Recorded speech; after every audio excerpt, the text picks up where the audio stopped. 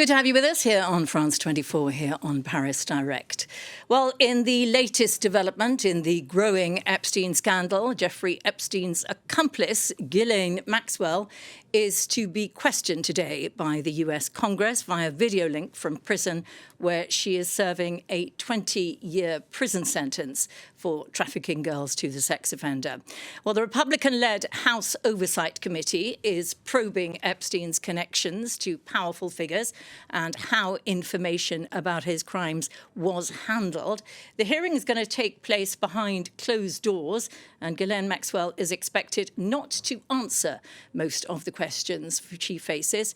Instead, she is likely to invoke her right to remain silent.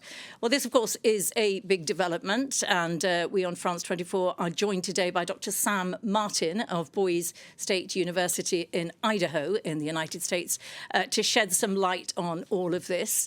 She has a particular interest in conservative social movements and has written or edited books, including The Election of Donald J. Trump. But you've also written recently about the victims of Jeffrey Epstein. Very good to have you with us. Thank you so much for your time. Maybe I could start off by asking you, she is to be interviewed by the House Oversight Committee then, likely to refuse to answer most of these questions, as we said, and her lawyers had asked for her to be given legal immunity, suggesting that if she was granted that, she would deliver more information. Maybe you can kind of clear this up for us. So what would such legal immunity have meant? Would that be against further charges? And, you know, why wasn't it granted? It's difficult to say exactly what it would have meant because it didn't happen and because not many details have come out. It could very well have meant like liberty or freedom from any charges that are coming in the future. It may have also been an attempt to get folks to reconsider the 2-decade sentence that she's under. But most likely it meant to give her immunity from future charges because, with all the documents coming out, there's just more and more peril for really anybody who was affiliated with Jeffrey Epstein or Ms. Maxwell in any kind of meaningful way.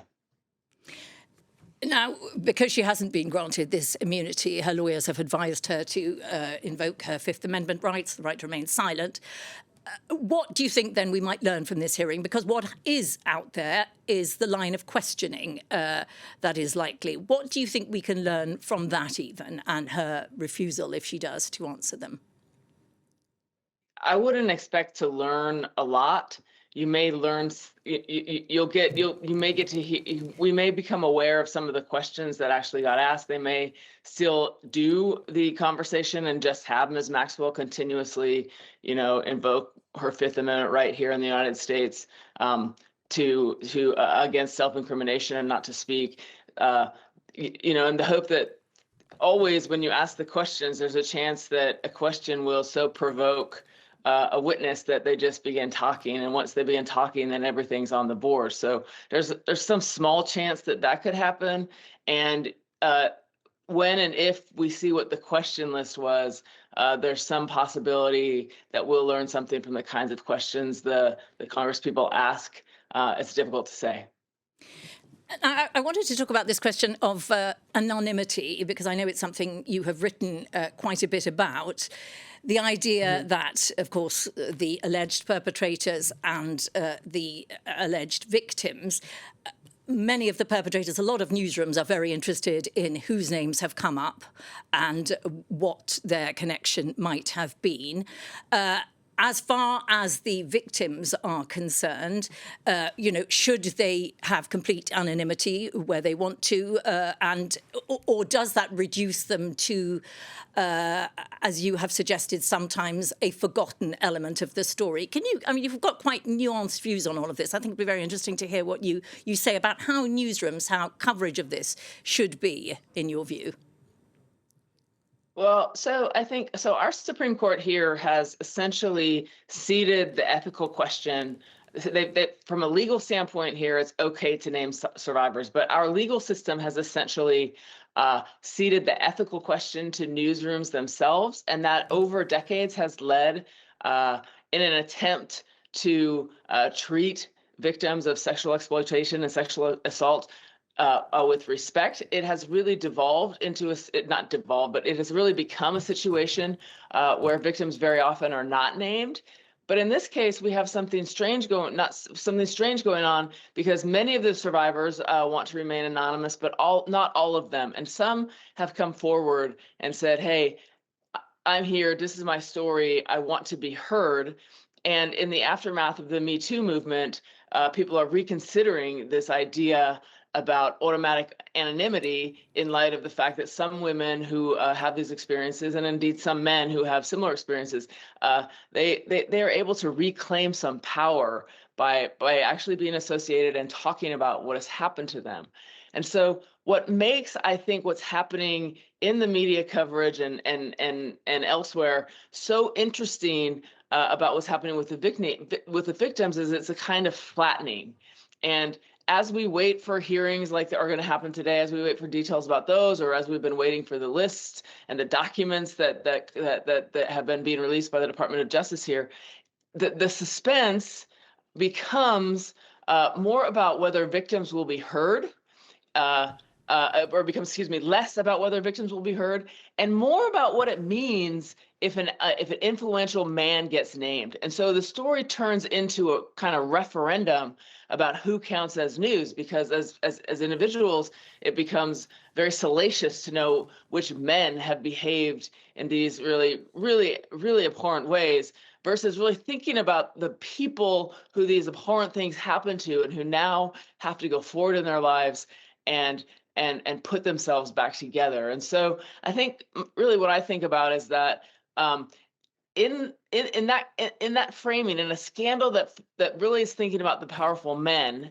the problem, as people understand it, isn't what happened to the girls as much over many years, but it's more about which elites might be embarrassed or implicated or exposed. And so it's just a question of who people who take in this media walk away from the story thinking about. We just have time for one more question. I wanted to ask you, you, of course, are in the US, in Idaho.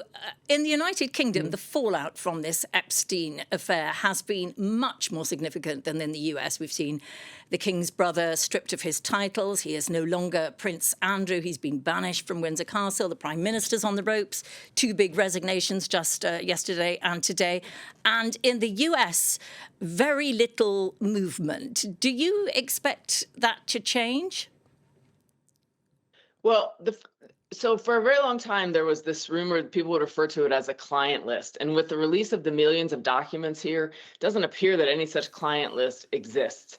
And so I really can't answer that question in as much as the only avenue that really exists here to formally hold someone accountable is through a legal proceeding, not through sort of like what happened to the former prince, was available as a kind of as a way to hold him accountable without without necessarily going through a formal legal process. And I'll also say that what's been happening so much lately with the way that Donald Trump has been running the Department of Justice, that's a whole different story. And it's very alarming, I would say, some of the ways that he's using it more as a political tool here than a way to hold people, including himself, accountable. Another big story in that very answer. We don't have time for any more. Thank you so much for being with us. We really do appreciate it. Dr. Sam Martin from Boise University in Idaho. Thank you very much for your insights on that.